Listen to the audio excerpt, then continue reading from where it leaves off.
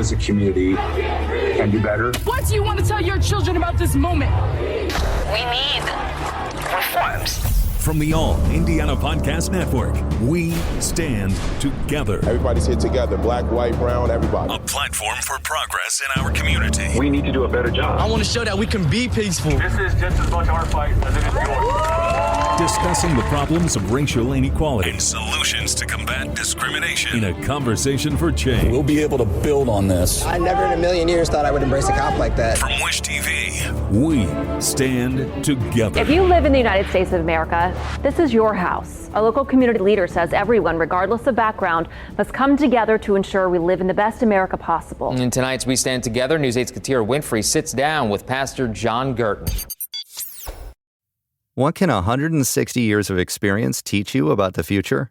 A lot, especially when it comes to protecting what matters. At Pacific Life, we've helped people and businesses confidently embrace the future with life insurance, retirement income, and employee benefits. With strategies built on strength and trust, and a promise to be here for you today and tomorrow. Ask a financial professional how Pacific Life can help you today. Pacific Life Insurance Company, Omaha, Nebraska, and in New York. Pacific Life and Annuity, Phoenix, Arizona.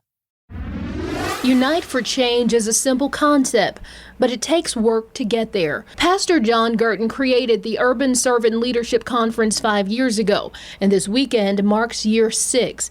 That concept has stayed the same. The Unconference will focus on topics like public policy, economic empowerment, the healthcare crisis, and social justice. And in times like these, now just may be the perfect time to unite. So you've been active in the Indianapolis community in so many different places. What's it like for you watching the state of the country and the state of the city as it relates to racial injustice? Well, nothing that is going on surprises me. Where we are today is a matter not of legislation. It's not a matter of public policy. It's not a matter of the marching and the dying and the lynching that have happened over the years. It's a matter of the heart. And I think that here in our country, as well as in the state of Indiana, we've seen really acts that don't surprise me in the least bit.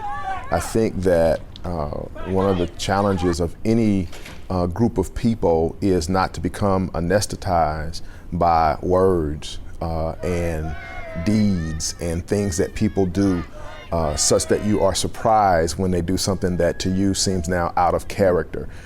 So the defacing of the Black Lives Matter on Indiana Avenue did not surprise me. The words that came out of the bishop out of Carmel did not surprise me. I think that what we have to do in our city, in our state, and in our country is to make sure that we keep the main thing, and that is to continue to love on each other and one another, and to continue to give to others what we want to be given, realizing that there are going to be some people that will literally spit in your face. But at the end of the day, seed time and harvest still works. Whatever you put in the ground is going to come back. And so the hate that is being spewed out invariably has no option to do anything but to come back to those individuals. What they're sowing, they also will reap. And you talk about just not being surprised by all of the stuff we've seen. We constantly hear George Floyd was the springboard. This isn't something that's new. While this is a sad situation, expound on this not being new, that we've seen these situations play out before. In our community, in minority community, and let me say in the black and brown community, you have people who understand relationship. We're relational people, and as relational people, when folks saw George Floyd, they didn't see a black man. They saw their cousin. In our community, they saw their brother. Some people saw their father.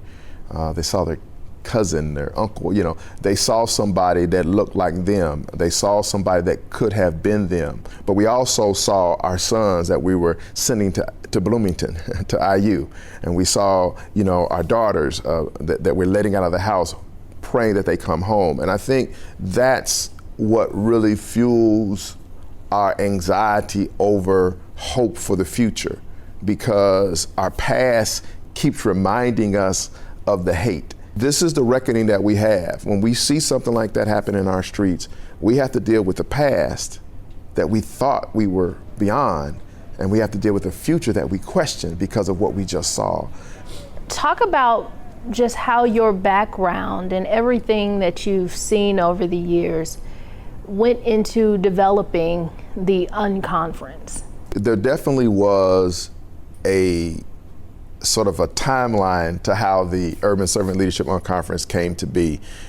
Of course, part of that involved the tent campaign in 2015, where we slept on the street in one of the most violent areas of our city, which was literally right around the corner from the church that I pastored at the time, CMBC Indy. Little did we know that we were living at that time in one of the most violent areas of the city, one of the hot spots. And so in sleeping in that tent and staying out there, what we really did more than anything, and I don't think people realize this, it wasn't really about the homicides. It was, but it really wasn't. What it really was about was hearing from the people. It was getting an opportunity to understand that people were resilient. They weren't just, people living in the urban community. They had ideas, they had creativity, they had vision, they had dreams, they had goals for themselves that they had set. And I would sit there in a chair, a lawn chair, and watch people drive by, and I would wave at people and they wouldn't wave back. I would constantly stand there and look at people as they went past, and I could notice that they drove through those communities without really thinking about those dreams. When you talk to people in the community, you find out they know exactly what they want for their community. So what we found was we had people in the 25th floor of the City County building. We had people going into Salesforce Tower. We had people going into IU Health who would go into a room much like the one we're in right now. They would sit around a table and they make decisions that would impact those individuals without having talked to them, without having heard from them. In other words, they stood across the street and said, "Let me tell you what you need." And the people said, "I never told you I needed that. If you had come and asked me, I would have told you what we needed, what we wanted." Just with the action and the motivation from so many people seeking change, do you think that now is a important time to really get the ball rolling, or will more people say, "You know what, let me step up"? Clearly now is a watershed moment. It's a reckoning for a lot of people. The challenge, I think, moving forward, if we really want to see progressive, change, is that those who are in the positions, who have the resources, who have the voices, who are sitting in the seats, which by and large are not people of color, they are not women, they are not people from the LGBTQ community. We need those voices to step up. And these are people that don't look like me. I think if we're going to see real change, at some point they're going to have to see George Floyd as their uncle and their cousin and their brother. Someone suggested that in America we must understand it, no matter where you came from. If you live in America, we all live in the same house. And if the house is on fire, all of our lives are in danger. And I believe that America is on fire right now. And it's going to take all of our voices to make a difference, from the White House to the outhouse, from Wall Street to Main Street to Back Street. We all are going to have to come together, and that's what Unite for Change really is all about. The Unconference is Saturday. You can find out more about the virtual event on our website, wishtv.com. And remember, you can also listen to our We Stand Together podcast anytime. Find tonight's episode and others online at allindianapodcastnetwork.com. From Wish TV, we stand together. Watch, read, listen, and be a part of the conversation online at wishtv.com and when you follow Wish TV on Facebook. Find more episodes of We Stand Together and other podcasts from Wish TV online anytime at allindianapodcastnetwork.com. allindianapodcastnetwork.com.